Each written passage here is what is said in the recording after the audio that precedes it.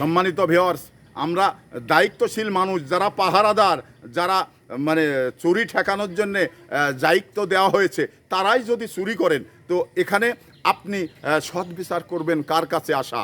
এটা আশা করাটা সম্পূর্ণভাবে আমাদের ভুল হয়। কারণ বাংলাদেশের দায়িত্বে যারা ক্ষমতায় বা ক্ষমতার বাইরে বিরোধী দল হয়ে আছেন, তারা কিন্তু এই দেশের জানমাল রক্ষা করার দায়িত্ব, তো তারাই যদি মানে ভক্ষণ করে, আমরা কিন্তু সৎ বিচার কখনো আশা করতে পারি না। যেমন এই যে জামাতের, সারা বাংলাদেশে জামাতের নেতৃবৃন্দ যে ধরনের কাজগুলো করে যাচ্ছেন, যে ধরনের মানে সরকারি চাউল চুরি করছেন, তেলের জন্যে মানে স্টক করে মানে সরকারকে বেকায়দায় ফেলার জন্যে তারা চেষ্টা করে যাচ্ছেন, তো তাদের কাছে কি জনগণ এই ধরনের আশা করে?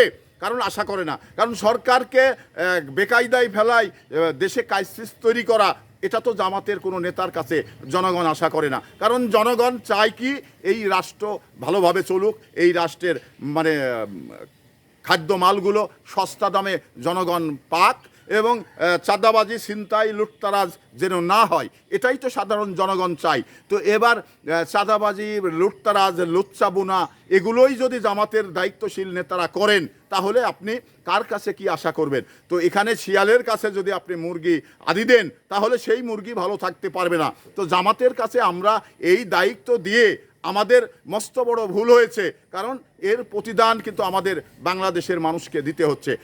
জামাত ইসলাম বাংলাদেশের মানুষের ভারসাম্য ধরে রাখার ক্যাপাসিটি তাদের নেই, কারণ তাদের লোভটাই বেশি। জনগণের উপকার করার ক্ষেত্রে নিজের উপকারটাই তারা ভালো বুঝেন এবং নিজের মানে লাভটাই তারা ভালো বুঝেন। এই জন্যে জামাতের নেতার কাছে আসলেই এই ক্ষমতা ভার কোনোভাবেই ঠিক হয়নি তুলে দেওয়া। কারণ যেদিকে যে এলাকায় দিয়েছেন, সে এলাকার লোকগুলো আজকে পস্তাচ্ছে, আজকে ঢোকে ঢোকে কাঁদছে যে আমরা কি না ভুল করলাম।